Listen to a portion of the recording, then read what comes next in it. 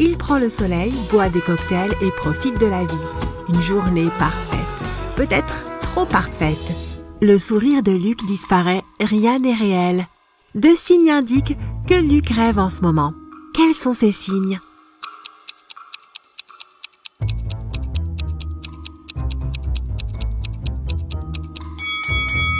La première chose est qu'il y a 2 soleils dans le ciel. Le deuxième signe est que l'océan n'a pas de vagues. Luc prend peur, il réalise qu'il est en train de dormir. À ce moment-là, un kraken géant sort de l'océan. Il tend d'énormes tentacules vers Luc et pousse un cri strident. Comment Luc peut-il lui échapper ? Où doit-il courir ?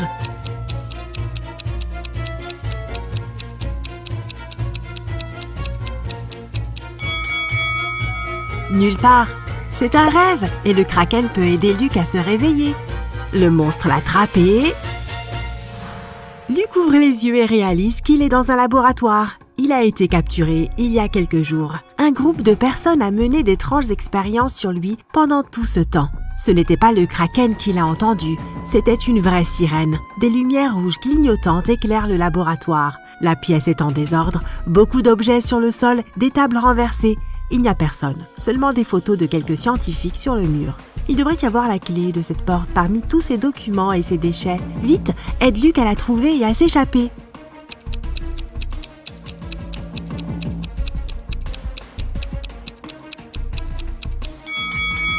Et la clé n'est pas cachée ici. On n'en a pas besoin, la porte n'est pas fermée, tu vois. Luc est sur le point de quitter le laboratoire. Mais attends, que doit-il emporter avec lui ? Regarde dans la pièce, il ne peut prendre qu'un seul objet.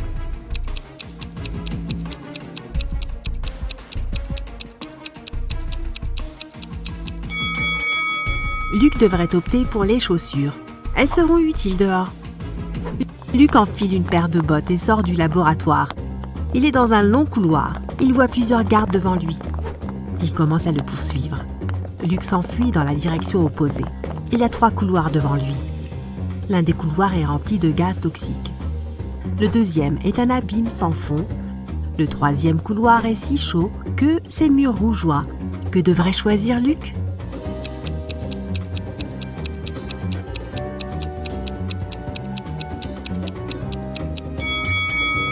La deuxième salle avec le gouffre. Tu vois comment la lumière se reflète dans l'abîme ?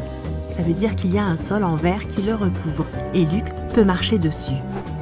Luc traverse le deuxième hall et se retrouve piégé. Plusieurs gardes se tiennent ici et tout le monde le regarde. Il semble qu'il n'y ait aucune chance de sortir. Mais attends une minute, les gardes ne sont pas dangereux. Pourquoi ?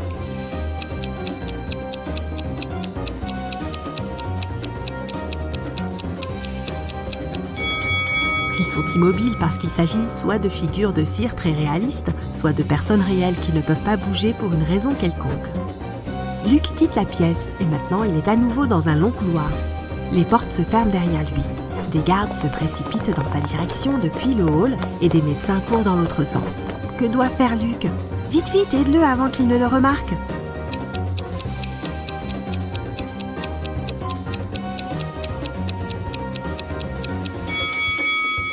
Tu vois ce panier à linge ? Il y a des blouses blanches là-bas. Luc doit se déguiser en docteur et passer devant les gardes. Luc franchit l'une des nombreuses portes et se retrouve dans une grande salle d'expérimentation. C'est ici qu'ils gardent leur sujet d'expérience. Il y a plusieurs cellules verrouillées, avec des gens assis à l'intérieur. Il demande à Luc de les libérer. Malheureusement, il ne peut libérer qu'un seul prisonnier. Mais qui ? Un loup-garou est enfermé dans cette cellule. Un homme électrique est dans une autre. Une fille d'apparence ordinaire est enfermée dans la 3e. Et dans la cage la plus éloignée, il y a un type avec une bouche de requin.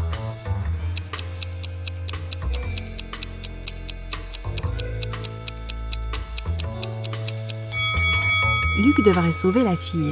Allons, tous les autres prisonniers sont des monstres effrayants. Tu t'attendais à un piège ? Parfois, la réponse la plus simple est la meilleure. Qui est recherché ?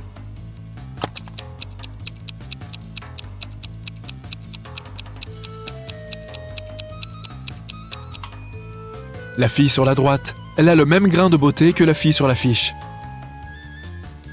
Qui est un voleur d'identité ?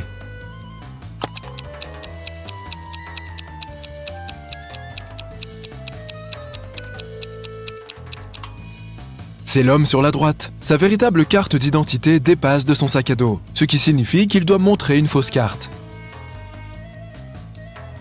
Qui est un imposteur?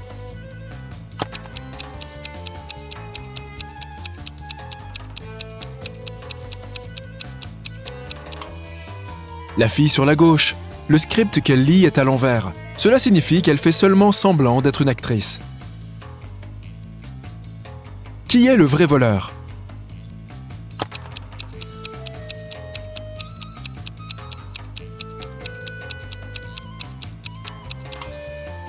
Ces deux hommes sont des voleurs.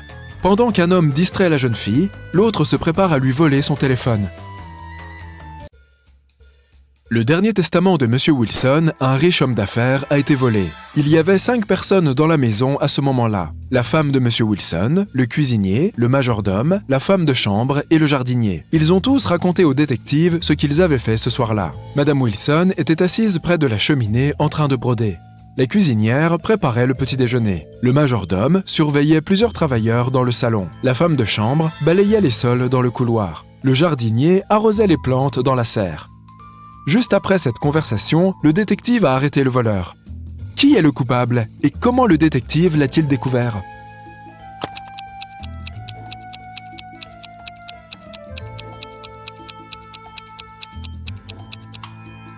Le cuisinier est le voleur. Il a dit qu'il préparait le petit déjeuner. Mais le crime a eu lieu le soir. Lily possédait un magasin de fleurs. Un jour, elle a reçu un appel de la police. Ils lui ont dit que son magasin avait été cambriolé. Quand elle est arrivée, des éclats de verre étaient par terre près du magasin, et les pots et les plantes à l'intérieur étaient cassés. La police a interrogé 3 suspects. Jacob, l'ex de Lily, a déclaré « J'étais pressé et je n'ai pas vu que les vitres étaient cassées quand je suis passé devant le magasin. J'ai seulement réalisé ce qui s'était passé quand la police m'a appelé. » Camille, l'amie de Lily, a déclaré « Lily m'a demandé de l'aider pour quelque chose dans le magasin. Quand je suis arrivée, tout avait déjà été cassé. J'ai immédiatement appelé la police. » Matt, l'ex-collègue de Lily, a déclaré « Je marchais à proximité et j'ai vu quelqu'un casser une fenêtre et se faufiler dans le magasin. J'ai laissé mon téléphone à la maison, alors j'ai couru au poste de police. » Peux-tu deviner qui ment?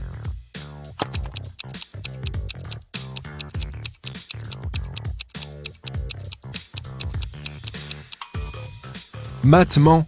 Des éclats de verre jonchaient le sol, ce qui signifie que le criminel a dû casser la fenêtre de l'intérieur. Faisons une petite pause. Maintenant, tu dois réfléchir vite. La maman de Marie a 4 filles. Une fille s'appelle Avril, la deuxième s'appelle Mai, et la troisième s'appelle Juin. Quel est le nom de la 4e fille?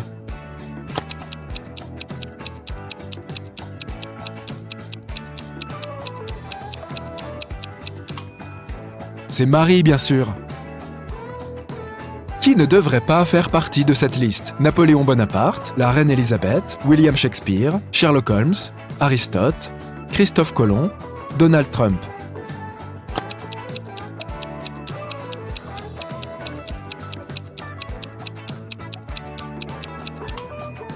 Sherlock Holmes, c'est le seul personnage de fiction de la liste. 8 filles sont dans la maison, et chacune d'entre elles est occupée à quelque chose. La première prépare le dîner. La deuxième allume la cheminée. La troisième joue aux échecs. La 4e lit un livre. La 5e fille fait un dessin. La 6e fait le ménage dans la maison. La 7e fille arrose les plantes. Que fait la 8e fille?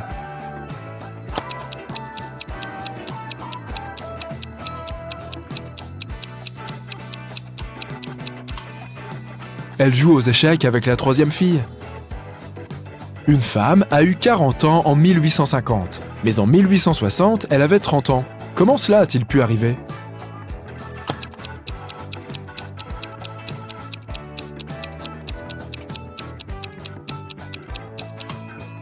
Cela ne peut se produire que si 1860 est antérieur à 1850, ce qui signifie que la femme a eu 40 ans en 1850 avant Jésus-Christ et 30 ans en 1860 avant Jésus-Christ.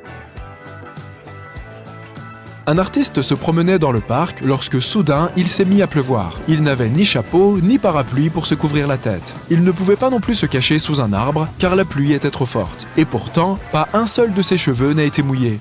Comment cela a-t-il pu se produire ?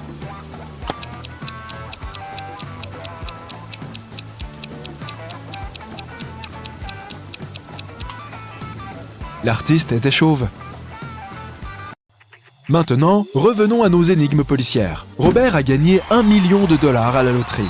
Il a décidé de ne pas en parler à qui que ce soit, y compris à sa femme. Chez lui, il a mis l'argent dans son coffre-fort, caché derrière un tableau. Le lendemain, l'argent avait disparu. La police a invité tous les suspects pour les interroger. Émilie, l'épouse de Robert, a déclaré « Le matin, je suis allée dans le bureau de mon mari pour faire le ménage. Le coffre était ouvert et il n'y avait rien à l'intérieur. » James, le partenaire commercial de Robert, a déclaré « Pauvre Robert, il a toujours voulu gagner à la loterie. Hier, je suis resté à la maison toute la journée à regarder la télévision. » Et Mark, l'ami de Robert, a déclaré « J'étais à la salle de sport hier soir, puis je suis rentré chez moi. Je ne peux imaginer pourquoi quelqu'un ferait ça. » La police a arrêté le voleur. Peux-tu deviner qui c'était ?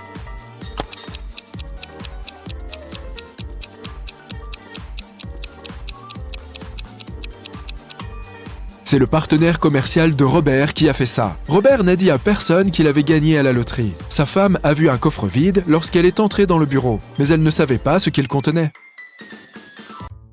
Marina participait à un championnat de patinage artistique. C'était une concurrente très forte et beaucoup de gens pensaient qu'elle allait gagner. Lorsque le temps de l'échauffement s'est terminé, tous les participants ont commencé à se préparer pour le spectacle. Marina était la première. Elle était incroyable, mais soudain, elle a trébuché, est tombée et s'est cassé la jambe, ce qui l'a empêchée de continuer. L'enquête a révélé que quelqu'un avait abîmé ses patins. La police a interrogé 3 suspects. Anna a dit « Je n'ai rien fait. Mais j'ai vu Jacqueline et Kate entrer dans les vestiaires avant la performance de Marina. Ce sont elles qui ont abîmé ses patins. » Jacqueline a dit « Oui, je suis effectivement allée dans les vestiaires pour prendre mes affaires, mais je n'ai pas vu Kate. » Et Kate a répondu « Oui, c'est parce que je m'étais entraînée dans le gymnase jusqu'à ce que ce soit mon tour. En plus, Anna ment, je l'ai vue dans les vestiaires. » Peux-tu deviner qui ment ?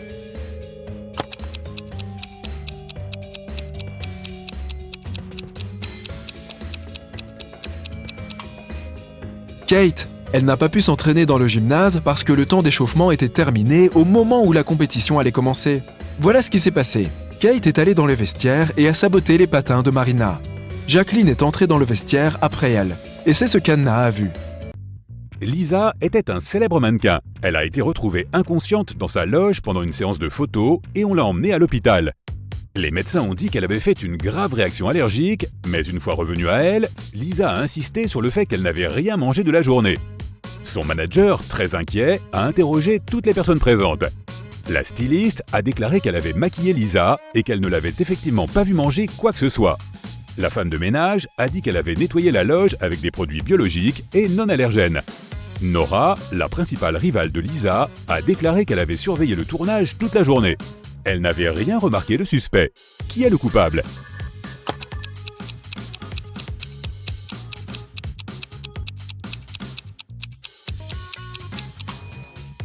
C'était la styliste. Le rouge à lèvres est la seule chose que Lisa a pu avaler ce jour-là.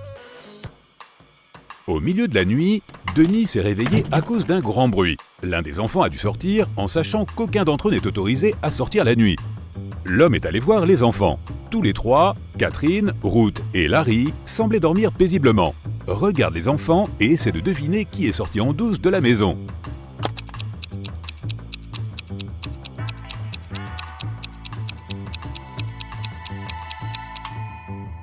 C'était Ruth.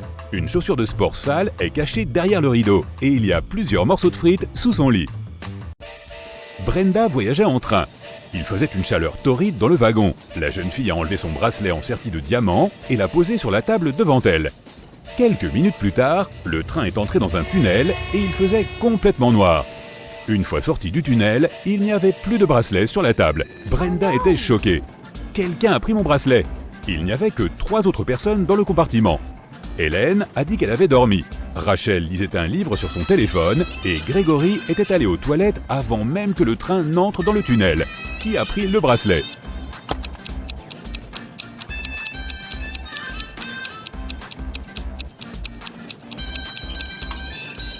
C'était Hélène. Au début, elle avait les manches retroussées, mais maintenant, elle recouvre ses bras jusqu'aux poignets, cachant ainsi le bracelet. Sarah a acheté des glaces le samedi, mais a gardé les parfums secrets. Quand elle s'est réveillée le dimanche, toute la glace avait disparu. Elle a demandé à tous les habitants de la maison s'ils savaient quelque chose à ce sujet. James a répondu qu'il était parti au travail tôt ce matin-là et qu'il n'avait rien vu. Marie a dit qu'elle voulait goûter la nouvelle glace au caramel dans l'après-midi. Elle se sentait triste à l'idée de ne pas en manger. Jean ne savait même pas qu'il y avait de la glace dans la maison, mais il avait hâte de la goûter. Peux-tu trouver qui sait quelque chose ?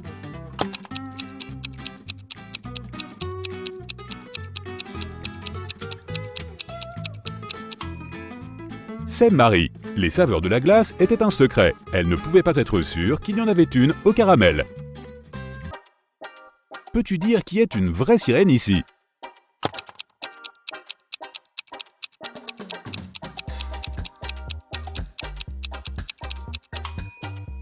La deuxième personne est un homme, donc il n'est certainement pas une sirène. La fille à droite se détend au soleil, en dehors de l'eau. Les sirènes ne feraient pas ça parce qu'elles se dessèchent au soleil. La vraie sirène doit être celle de gauche. Il y a eu des vols au supermarché. Il y a eu 3 cas au total, en janvier, avril et juin. La caméra de sécurité a enregistré ces vidéos. L'agent de sécurité a voulu regarder de plus près et a soudain remarqué un détail. Après cela, l'identité du voleur est devenue claire. Qu'a-t-il remarqué ?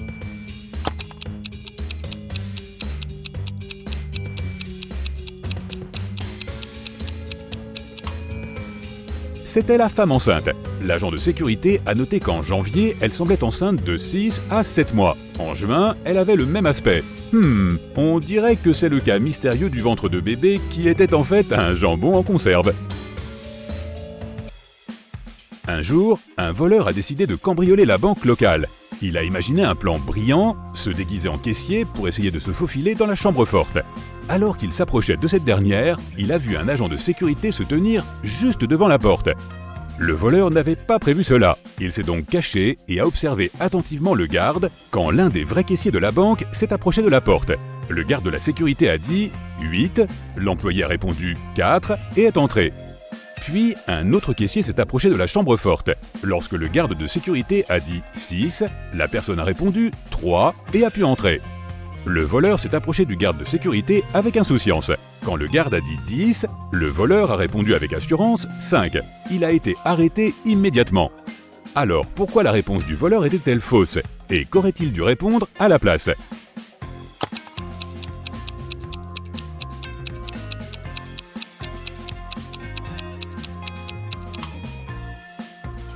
La réponse est en rapport avec le nombre de lettres du mot. 8 a 4 lettres, donc la réponse est 4. 6 à son tour a 3 lettres, donc la réponse est 3. Eh bien, tu peux voir maintenant que le voleur aurait dû dire 3. On dirait qu'il n'est pas aussi brillant qu'il le pensait. Le détective Callum passait les vacances d'hiver dans une station de ski avec ses amis. Le matin, ils allaient aller skier sur la neige fraîche qui était tombée la nuit quand un policier local l'a appelé et lui a demandé de venir dans un hôtel voisin pour résoudre une affaire. Le détective Callum a donc dû y aller. Quelqu'un avait braqué la caisse de l'hôtel et il y avait 3 suspects. Questley a dit qu'elle avait passé la nuit dans sa chambre à dormir. Egbert a dit qu'il était sorti faire la fête dans un autre hôtel et qu'il était revenu depuis 1 heure environ. Fenton a dit qu'il avait regardé une série toute la nuit mais qu'il n'avait rien volé. Qui est coupable ?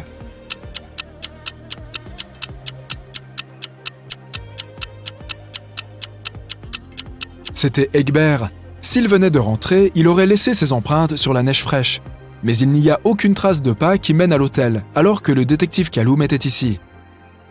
Il y a eu un accident de voiture dans la banlieue et la police est arrivée pour enquêter sur l'affaire. Le conducteur est tombé dans une falaise à l'endroit où la route prenait un virage dangereux. La voiture a fait un tour et il a été expulsé de la voiture et est resté coincé à côté. Il avait son téléphone portable sur lui, il a donc pu passer un appel. Un policier a aidé le conducteur à sortir et lui a demandé de montrer ce qui se trouvait dans le coffre. Le conducteur l'a ouvert volontiers avec ses clés. Dans le coffre, il y avait sa valise, des instruments et une roue de secours. L'officier de police a dit que l'accident avait été organisé. Pourquoi ?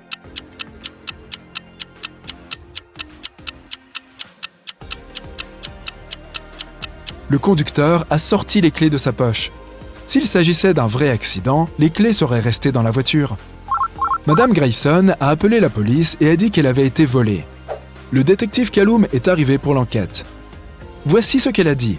Il était presque minuit. J'étais dans ma chambre, à l'étage, en train de peindre. Soudain, le courant est parti. Il n'y avait ni lumière, ni électricité, et je ne voyais que le lampadaire à l'extérieur. Puis, le téléphone fixe a sonné. J'avais peur et je n'ai pas décroché. Je suis resté à l'étage et au bout de 10 minutes environ, la lumière est revenue. Je me suis endormi et ce matin, j'ai découvert que quelqu'un avait volé la bague en diamant de ma grand-mère. Le détective Kaloum ne l'a pas cru. Pourquoi ?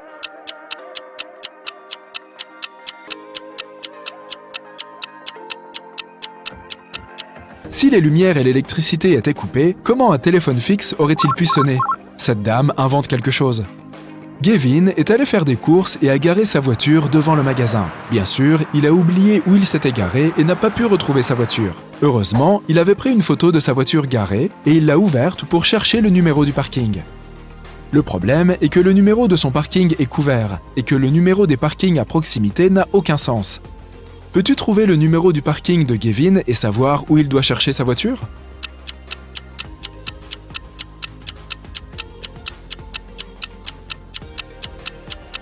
Les numéros sont juste à l'envers sur la photo. Les numéros vont de 86 à 91 et sa voiture est garée au 87. Maintenant, j'ai un petit quiz sur les logos pour toi. Je vais te montrer un logo et tu devras dire quelle est la société. Voici le premier. Est-ce que tu le reconnais ?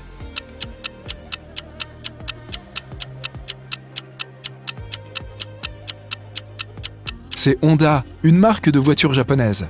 Celui-là est super facile. C'est lequel ?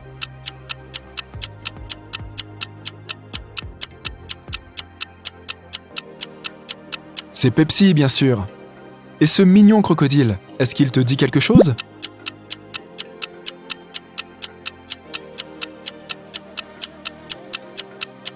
Il s'agit de Lacoste, une marque de vêtements française. Un autre facile, je parie que tu l'as sur ton téléphone.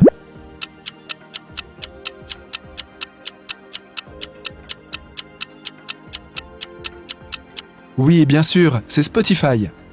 Et celui-là ?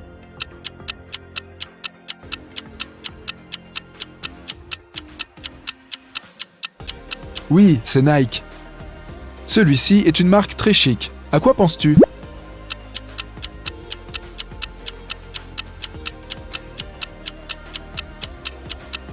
C'est Louis Vuitton.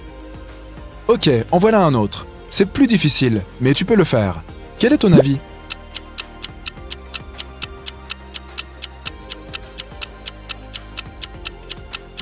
C'est Reebok, une entreprise américaine de chaussures. Tu reconnais ce taureau ?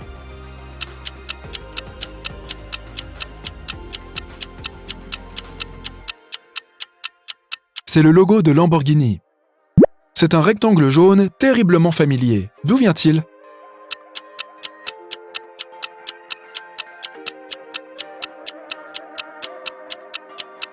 C'est le logo du National Geographic. Thomas et Caro vivent dans un pays où les services postaux sont très peu fiables. Tout ce qui est envoyé par la poste est volé dans le colis. Comment Thomas peut-il envoyer à sa femme, Caro, la bague en diamant si tous deux peuvent acheter des cadenas, mais qu'ils n'ont pas les clés des cadenas de l'autre ?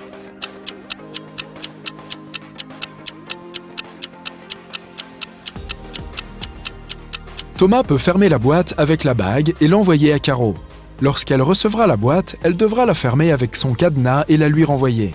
Lorsqu'il la recevra, il pourra ouvrir son cadenas et l'envoyer, et renvoyer la boîte à Caro avec son cadenas uniquement. Ainsi, elle pourra l'ouvrir lorsqu'elle la recevra à nouveau. Il y a une boîte remplie de balles de différentes couleurs. 5 rouges, 8 bleus et 11 violettes. Ninja doit choisir des balles avec les yeux bandés jusqu'à ce qu'il soit sûr d'avoir au moins 2 balles de la même couleur. Quel est le nombre minimum de boules que Ninja doit prendre pour en être sûr ?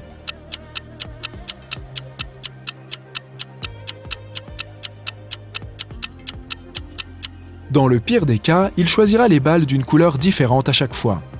Il y a 3 couleurs, donc s'il en choisit 3, elles peuvent être toutes différentes. Mais s'il en choisit 4, alors la balle supplémentaire correspondra à coup sûr à l'une des couleurs existantes. Donc, Ninja devrait en prendre 4. Flora doit mettre ses 4 pierres dans le bon ordre pour pouvoir jeter un sort. Il y a une pierre violette, une verte, une rouge et une bleue. La consigne dit 1. La pierre rouge n'a qu'une autre pierre à côté d'elle. 2. Les pierres vertes et violettes ne sont pas côte à côte. 3. La pierre verte est placée en dernier. Peux-tu aider Flora ?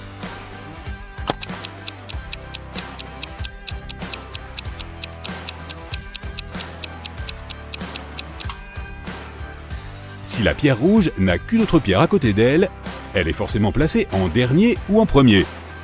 Mais puisque la pierre verte est placée en dernier, la pierre rouge est donc placée en premier.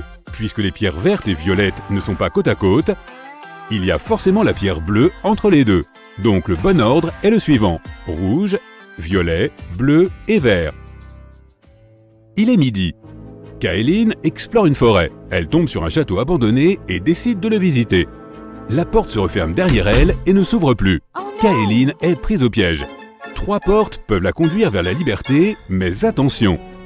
Derrière la première porte, il y a un fossé extrêmement profond. Derrière la deuxième porte, il y a une loupe qui concentre la lumière du soleil et qui brûle tout ce qui entre. Derrière la troisième porte, il y a un lion affamé et dangereux qui n'attend qu'un casse-croûte. Comment est-ce que Kaeline peut s'enfuir?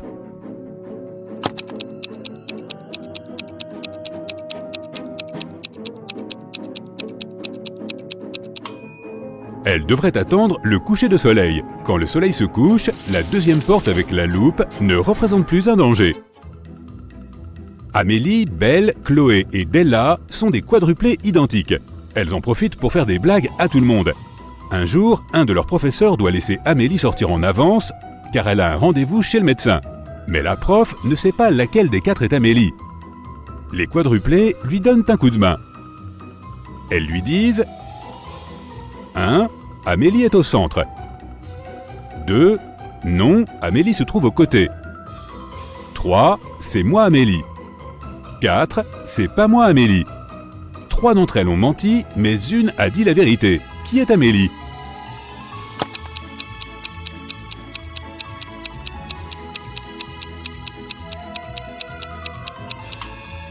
Si Amélie était la première des filles, 2 d'entre elles auraient dit la vérité, la numéro 2 et la numéro 4.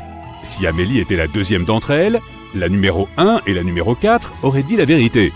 Si Amélie était la numéro 3, la numéro 1 et la numéro 3 auraient dit la vérité.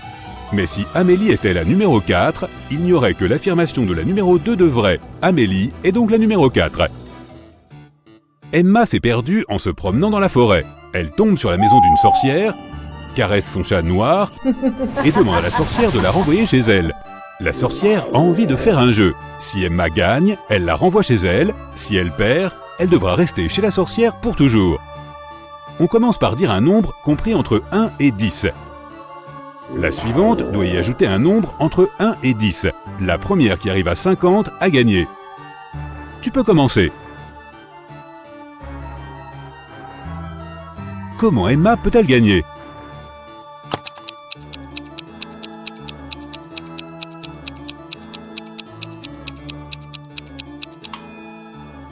Si Emma veut arriver à 50, elle doit faire en sorte que la sorcière dise un nombre entre 40 et 49. Elle doit donc d'abord dire 39. Si elle veut pouvoir dire 39, elle doit faire en sorte que son adversaire dise un nombre entre 29 et 38. Pour ce faire, Emma doit dire 28. Avant de dire 28, elle doit dire 17. Avant 17, elle doit dire 6. Emma doit donc commencer par 6, puis dire 17, 28, 39 et enfin 50. Cassidy se réveille dans un donjon. Elle ne se rappelle de rien. Elle doit se libérer, mais la porte est fermée. Il faut un code pour l'ouvrir. Quel est le code?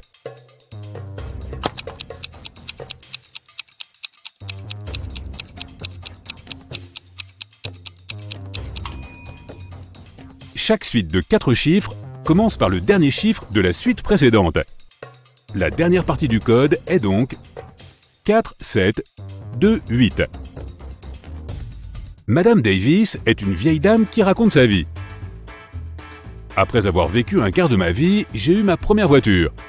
Je me suis marié un 12e de ma vie plus tard. Un 6e de ma vie plus tard, j'ai fondé une entreprise. Un quart de ma vie plus tard, j'ai eu ma première petite fille. Elle vient d'avoir 18 ans. Quel âge a Madame Davis?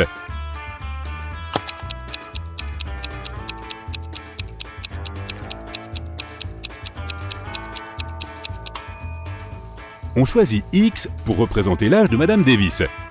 Un quart de sa vie, puis elle a eu sa première voiture. On a donc X divisé par 4. On ajoute ensuite X divisé par 12 jusqu'à son mariage. puis x divisé par 6 jusqu'à la création de son entreprise. Et x divisé par 4 jusqu'à la naissance de sa petite fille il y a 18 ans. Tout ça devrait nous donner la valeur de x. La solution de cette équation est 72. Madame Davis a donc 72 ans. Emma se balade encore dans la forêt, mais cette fois, elle ne se perd pas. Elle connaît le chemin pour rentrer chez elle. Mais elle décide d'aller rendre visite à la sorcière pour lui exposer une énigme inventée récemment. Elle lui propose un marché. Si la sorcière ne résout pas l'énigme, Emma peut prendre son chat. La sorcière accepte et Emma lui tend une feuille carrée de 4 cm par 4, dont l'aire totale est de 16 cm². Il faut transformer cette feuille en une feuille de 8 cm² sans utiliser de règles. Comment est-ce possible ?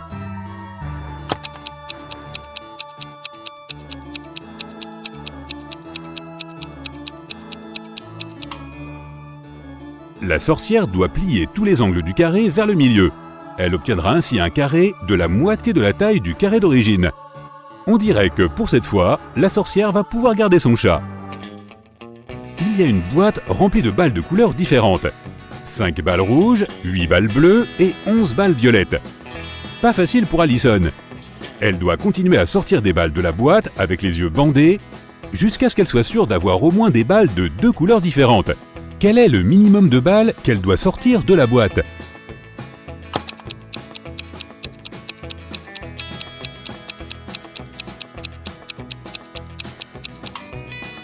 Dans le pire des cas, Allison va sortir toutes les balles d'une même couleur jusqu'à ce qu'il n'y en ait plus dans la boîte. Les balles les plus nombreuses sont les violettes, donc si elle sort une balle violette à chaque fois, ça lui fait 11 balles. Ce n'est qu'après ça qu'elle sera certaine de sortir une balle d'une autre couleur. Elle doit donc sortir 12 balles. Monsieur et Madame Luce ont 7 filles. Chaque fille a un frère. Peux-tu dire combien de personnes il y a dans la famille ?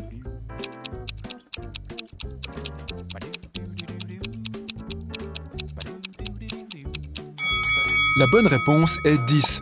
Monsieur Luce, Madame Luce, 7 filles et un frère.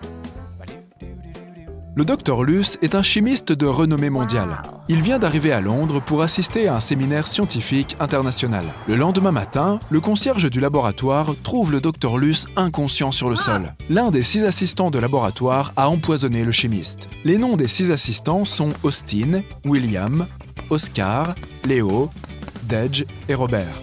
Pour résoudre cette affaire, les responsables du laboratoire ont appelé le détective local, Monsieur Smith. Le docteur Luce a laissé cette note mystérieuse sur la table. Voici ce qu'il y a écrit. 76, 20, 44, 79, 16, 22, 7. Après avoir lu la note, Monsieur Smith a demandé à la police d'arrêter 2 criminels. Qui sont ces criminels ?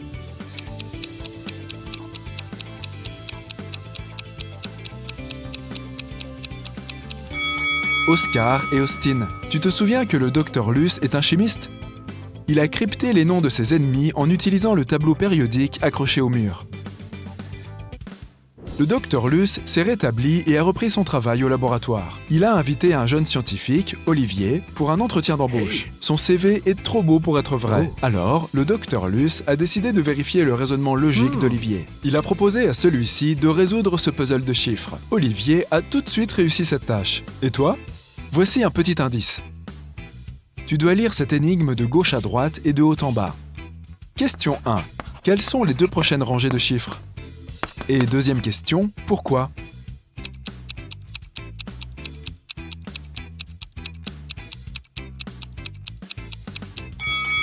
Voici la bonne réponse. La ligne 3 représente 2, 1. La ligne 4 devient alors 1, 2 et 1, 1. La ligne 5 est donc 1, 1, 1, 2 et 2, 1. En utilisant la même logique, nous pouvons maintenant décoder la ligne 6, 3, 1, 2, 2 et 1, 1. La ligne 7 est 1, 3, 1, 1, 2, 2 et 2, 1. Le docteur Luce a proposé une autre énigme à son nouvel employé. Comment un homme peut-il passer 8 jours sans dormir ? Peux-tu aider Olivier à résoudre cette énigme ?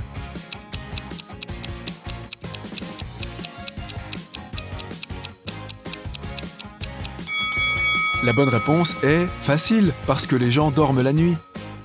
Au sous-sol, le Dr Luce a découvert que quelqu'un avait volé sa dernière innovation, un costume de super-héros. Il a interrogé 3 suspects. Jack, le gardien, a dit « J'ai nettoyé le sol dans les couloirs toute la matinée. Je ne suis pas encore entré dans votre bureau. » Peter, le laborantin, a dit « Je travaillais sur mon propre projet. Et en plus, je n'ai pas la clé de votre bureau privé. » Et Hélène, la femme du Dr Luce, a dit « Tu ne me dis jamais rien sur ton travail. Comment je saurais quoi voler ?» Le Dr Luce a relevé les empreintes digitales dans le placard où se trouvait le costume. Mais il a trouvé seulement ses propres empreintes digitales. Qui a volé le costume ?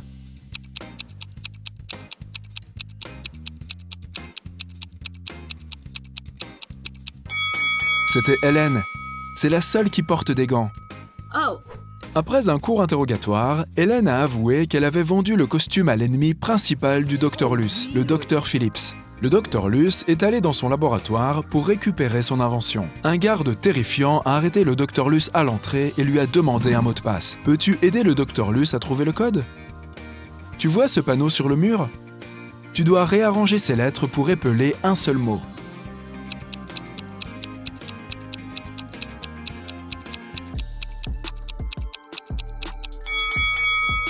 Donc, le bon code est un seul mot. Le Dr Luce entre dans le bâtiment et se retrouve dans un endroit étrange gardé par 2 personnes. L'un des gardes dit toujours la vérité, tandis que l'autre ment toujours. Le Dr Luce ne sait pas qui est qui. Il ne peut poser qu'une seule question pour s'échapper. Que doit-il demander ?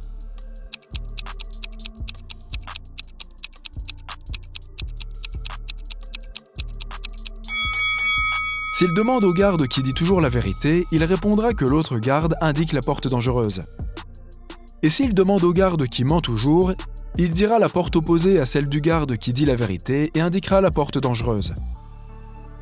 Dans les 2 cas, les 2 gardes indiqueront la porte dangereuse. Et alors, le Dr Luce devrait simplement choisir l'autre porte. Le Dr Luce est entré dans la pièce suivante et a vu ce groupe de scientifiques. Peux-tu repérer quelque chose de bizarre sur cette photo ?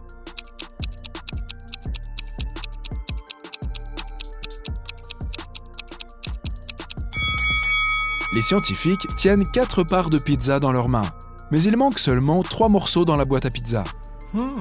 Le Dr Luce est entré dans le bureau du Dr Phillips. La pièce était vide. Peux-tu l'aider à trouver quelque chose de suspect ?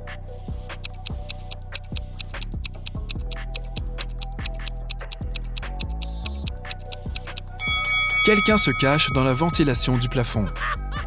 Soudain, le Dr Luce a vu le Dr Phillips voler dans son costume de super-héros. Il a attrapé le Dr Luce, l'a emmené au sommet d'une montagne et l'a laissé seul. Le Dr Luce s'est promené et a trouvé 3 tunnels. Dans le premier tunnel, il y a un lion affamé et en colère. Il y a un énorme feu dans le 2e tunnel. Et le 3e tunnel mène à un repère de dinosaures. Quel chemin le Dr Luce doit-il choisir ?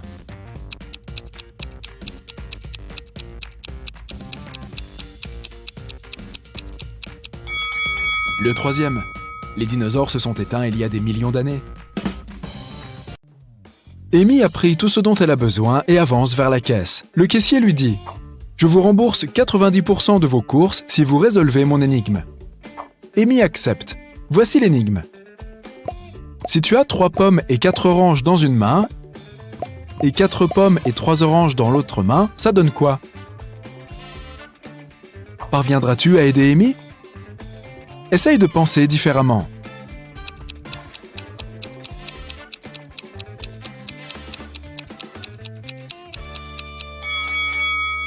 Tu dois avoir de très grandes mains pour pouvoir tenir tout ça. Amy quitte le supermarché et se dirige chez elle. Soudain, elle réalise qu'elle a laissé son portefeuille à la caisse. Elle se précipite au supermarché, mais son portefeuille a disparu. Amy interroge 3 personnes qui sont dans les parages. Bob, le caissier, lui répond « Désolé, je n'ai pas vu votre portefeuille. Je me suis occupé des autres clients. » Une des clientes, Kim, dit « Je crois que j'ai vu la femme de ménage prendre votre portefeuille après que vous êtes parti. » La femme de ménage rétorque « Pour qui vous me prenez ? J'ai besoin de ce travail pour vivre. » Qui a volé le portefeuille ?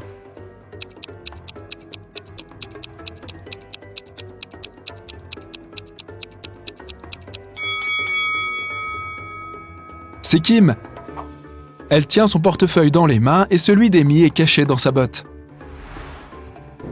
Amy, Vicky et leurs petits amis Josh et Greg se sont perdus en randonnée. Ils errent dans la forêt quelques heures puis tombent sur ce panneau. Il y a 3 chemins qui traversent la forêt.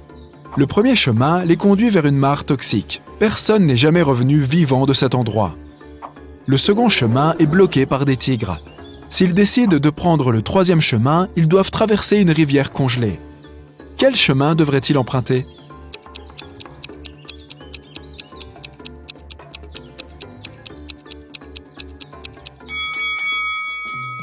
Le 3e, tu vois le panneau ? Il y a écrit que la rivière n'a que 50 cm de profondeur. Ils peuvent facilement la traverser. La nuit tombe très vite pendant que nos amis cherchent une façon de traverser la rivière. Ils n'ont plus de batterie sur leur téléphone et n'ont qu'une seule torche. C'est très risqué de traverser la rivière sans lumière. S'ils traversaient tous les 4 au même moment, la lampe torche ne suffirait pas. En plus, chacun traverserait à son rythme. Amy traverserait en 1 minute, Vicky en 2 minutes, Josh en 7 minutes et Greg en 10 minutes. En combien de temps traverserait-il la rivière ?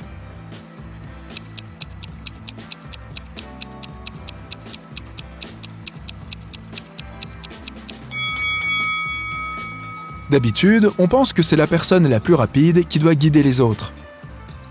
Dans ce cas, Amy devrait accompagner Greg, ça leur prendrait 10 minutes. Puis elle devrait retourner sur l'autre rive, 1 minute. Elle aiderait Josh à traverser, ça leur prendrait 7 minutes. Puis le retour sur l'autre rive prendrait 1 minute. Enfin, Amy et Vicky traverseraient pour la dernière fois en 2 minutes. Au total, cela leur prendrait 21 minutes.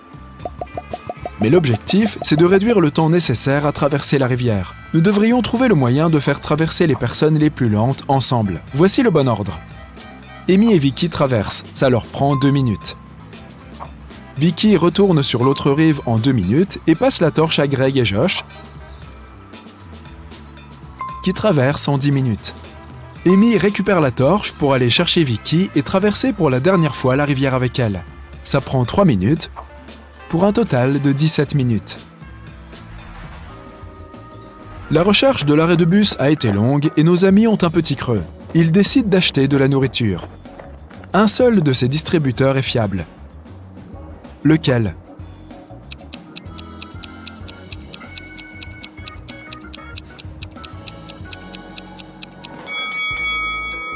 Sur ce distributeur, il y a écrit « Avale l'argent », donc il ne fonctionne probablement pas. Dans cet autre distributeur, il y a des cafards. Nos amis devraient choisir le 2e distributeur. Quand le bus arrive, nos amis réalisent qu'ils n'ont pas assez d'argent pour payer les tickets. Le chauffeur est très généreux et leur dit « Je vous offre le trajet si vous résolvez mon énigme. Elle est très simple. Pourquoi est-ce que le 4 a peur du 5 ?» Amy trouve tout de suite la réponse. Tu as trouvé aussi ?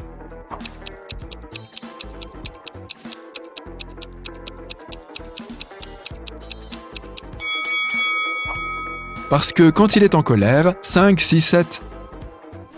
Nos amis s'assoient dans le bus. Est-ce que tu remarques quelque chose d'étrange ?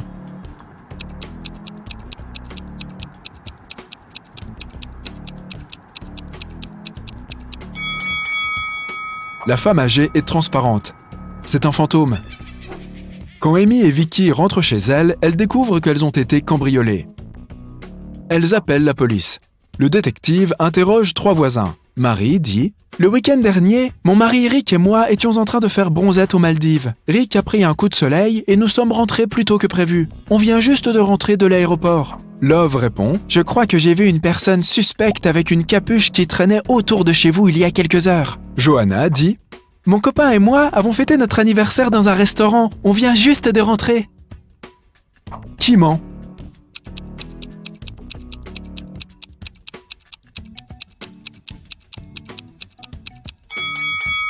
Marie. Elle dit que Rick a pris un coup de soleil, mais il va très bien. Et elle n'est même pas bronzée.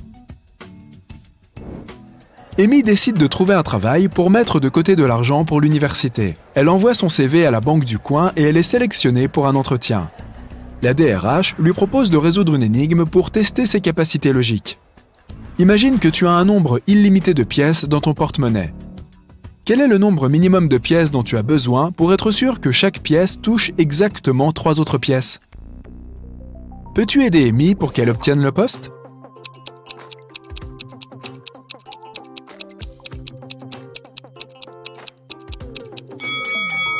La bonne réponse est 4. Elle doit mettre 3 pièces à plat sur la table pour qu'elles forment un triangle et que leurs extrémités se touchent. Elle peut ensuite poser la 4e pièce au milieu sur les autres.